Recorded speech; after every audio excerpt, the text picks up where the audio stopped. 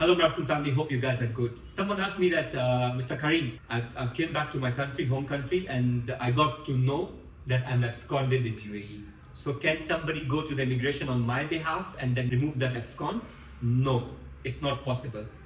I always tell people, whatever issues you have overstayed, you are in abscond, you're having some issues with your boss, you need to solve them while you yourself are in UAE. Not your wife can go and solve it, not your friend, not your brother, sister, nobody can go on your behalf.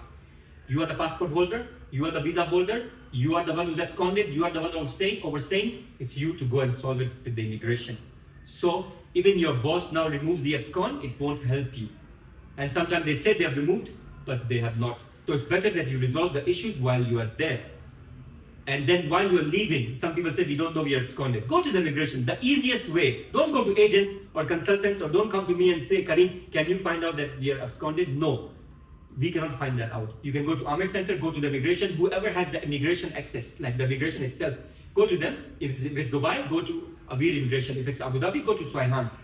Sharjah, go to Sharjah immigration. So any state that you're absconded from, or if you don't know you're absconded, just let me give you a hint. If you're overstaying your visa, 90% chances are you're absconded. Now, the person who put you in abscond is the only one who can remove the abscond. Means, sorry, he can give you the NOC for the abscond. If it's your boss who's put you in abscond, go to the boss, negotiate, talk to him. Maybe you want some money, give him the money, though it's not right, but then still, if he wants the money, give him that money, and then he'll give you the NOC. Still, he will not remove it, he'll give you the NOC, and then you take the NOC to the immigration, and then they will remove the abscond. That's the way of removing the abscond.